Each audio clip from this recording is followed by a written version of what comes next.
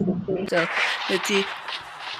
خوش آمدید ویدیوی دیگه و تسلیت از کنم به کسانی که عزیزانشون از دست دادن و اومدم برای ویدیویی که میدونم بعضی ها یا وارد کالاف نمیتونه بشه یا میشینه پینگتون خیلی حالا الان اومدم با یه کانفینگ برای وایگاد که رایگان داخل چنل تلگرام گذاشتن که وارد چنل تلگرام هم بشه، لینکش هم توی دیسکریپشن هست.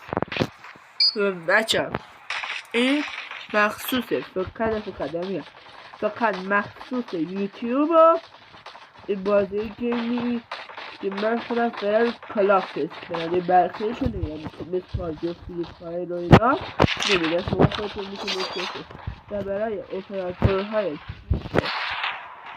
ایرانسل، رایتل، همراه اول و مودم و بچه ها یه چیز دیگه من نمیدم، این شاتله این شاتله همون میشه همون مودم یا نه یه چیز دیگه؟ این تو کامنت ها بهم بگین. و بچه ها این کانفینگایی که میدیم آمدم پین 53 54 55 اینا حدود 50 تا 78 دیگه بازی میکنم. اینا به خاطر سرور وایرگادیه که اینجا بهتون نشون بدم. این آشش سرور وایرگادیه که من استفاده میکنم. این که ایران که من سیم کارتم ایرانسل هسته و اینم این چیو داخل این کانفینگ داخل چنل تلگرام هستن. بچه حمایت کنین و ممنون.